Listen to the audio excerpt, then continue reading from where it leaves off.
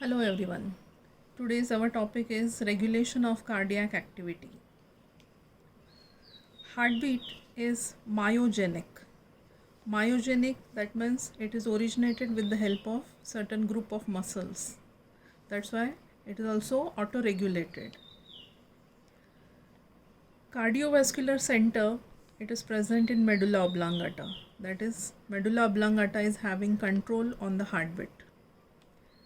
SA node, which is present in the heart, it is innervated by sympathetic nerves and parasympathetic nerve. Sympathetic nerve, it secretes adrenaline, which help in increase in heartbeat. Parasympathetic nerves, it secretes acetylcholine, which helps in decrease in heartbeat. Like this, with the help of medulla oblongata, the heartbeat, it is maintained at its equilibrium. Next point is sinus arrhythmias. We know that the heartbeat is a rhythmic activity. There is a rhythmic pumping and particular sound is also there regarding the contraction and relaxation of a heart.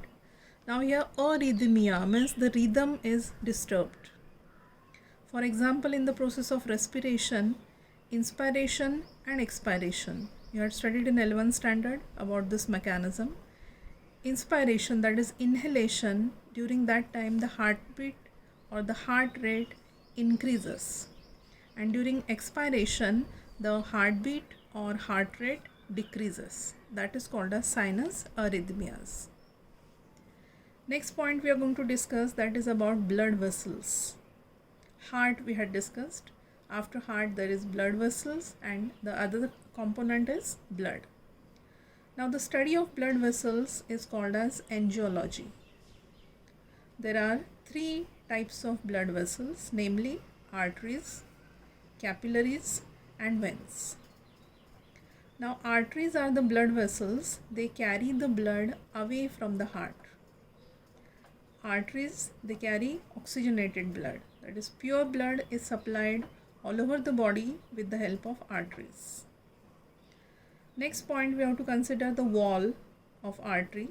So the wall of artery is thick, or we can say the arteries are thick walled. Valves are absent in case of arteries. Arteries, which are large blood vessels, they divide and redivide and they form arteriole. Now the arteriole further, they divide and redivide and they form capillaries. Now capillaries, these are thinnest blood vessels, very fine hair-like structures are present. The inner wall of capillary is having single layer of epithelial layer, that is called as endothelium. And because of this, capillaries, they help in exchange of gases, exchange of other materials, hormones and all other things. Next blood vessel, that is called as a vein. Veins, they carry the blood from different organs to the heart. They carry deoxygenated blood, that is impure blood. The wall of vein is thin, they are thin walled. See, we had studied in case of artery, thick wall, but in case of vein, they are thin walled vessels. Now as they are thin walled vessels and as they carry the blood from different organs to the heart, that's why the chances of backflow of blood are there. So to avoid the backflow of blood, valves are present. Valves, we had studied different valves which are present in the heart. In the same way, valves, they are present in veins also. And they help in backflow of blood. Capillaries unite and reunite to form venules.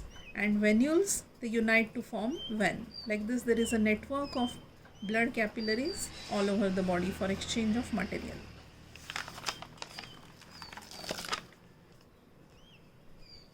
Histology. Histology of blood vessel, TS of artery and TS of vein. Now in the transverse section of artery, there are three main layers present. This outermost layer is called as tunica externa. This middle layer, thick layer, is called as tunica media. It is made up of muscles. and the innermost layer which is present, it is called as tunica interna or tunica intima. The lumen of artery is narrow. Now here we consider TS of vein. Again, histological structure of artery and vein, it is same. That is, the outermost layer is present called as tunica externa. The middle one is called as tunica media, and the inner one is called as tunica interna. But here we can see the difference. The artery, lumen of artery is small and the lumen of vein is large. Here, in case of tunica media, the thick layer is present in case of artery. On the other hand, in the vein, thin layer is present, that is tunica media.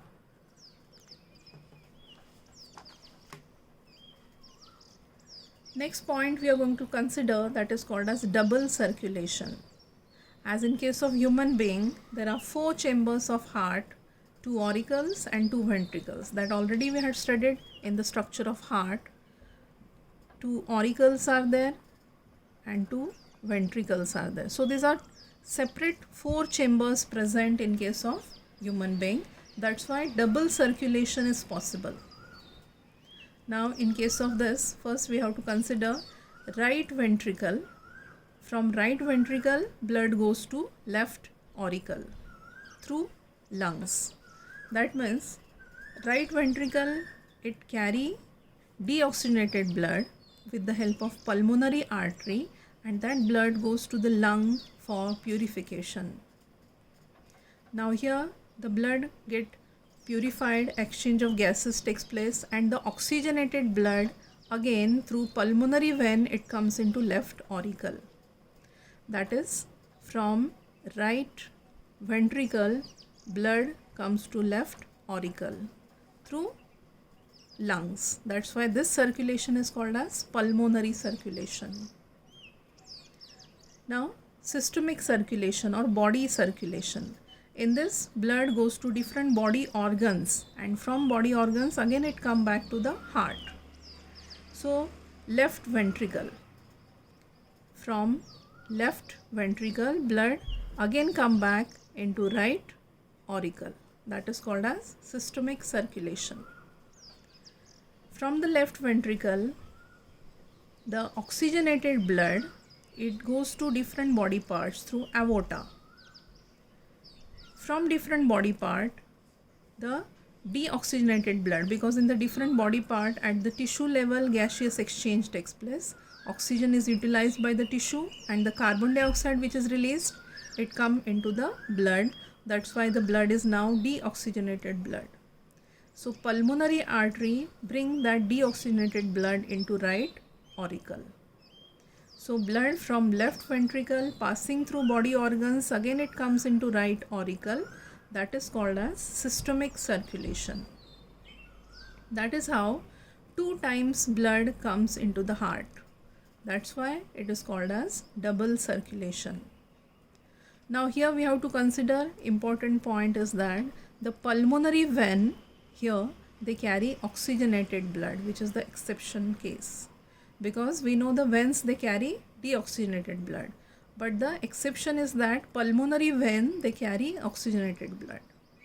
And pulmonary artery, here instead of carrying oxygenated blood, they carry deoxygenated blood.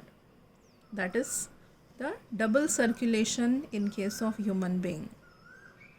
Now along with this double circulation, there is a coronary circulation. Coronary circulation, it is specifically present for heart. Heart, it is having cardiac muscles and continuous there is a beating of a heart. For this rhythmic contraction and relaxation of a heart, the heart muscles, they also need oxygen, and that is provided by coronary circulation. So coronary artery, it supply oxygenated blood to cardiac muscle. Now cardiac muscle, in the process of contraction and relaxation, they use that oxygen. Now coronary veins, they collect deoxygenated blood from the heart muscles. Now this coronary veins, they bring the blood into coronary sinus.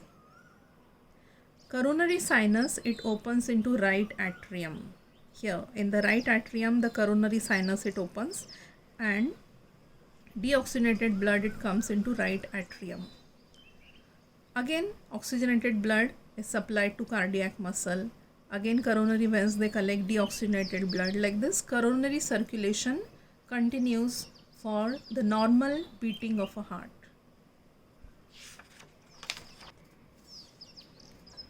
Heartbeat. Contraction and relaxation of a heart is known as heartbeat. You know, there is a rhythmic contraction and relaxation of a heart, that is heartbeat. Now heart rate, that is 72 times per minute, that is heartbeat is 72 times per minute. Stroke volume. During each heartbeat, ventricles, they pump about 70 ml of blood. So single heartbeat, in that 70 ml of blood is pumped by the ventricle. Now cardiac output. The heart pumps about 72 multiplied by 70 ml, that is 5040 ml of blood per minute. That means approximately 5 liter of a blood per minute is a cardiac output. Now we know that the normal heartbeat is 72 times per minute. Because of some abnormal condition, there may be increase or there may be decrease in the heart rate. That is, different terms we have to consider. First is called as tachycardia and second one is called as bradycardia. In case of tachycardia, the heartbeat increases, that is, it becomes 100 beats per minute. And bradycardia, that is heartbeat decreases, that is 60 beats per minute. Both are the abnormal conditions. Next point we have to consider, that is pulse. Now what is meant by pulse? A pressure wave that travels through the arteries after each ventricular systole.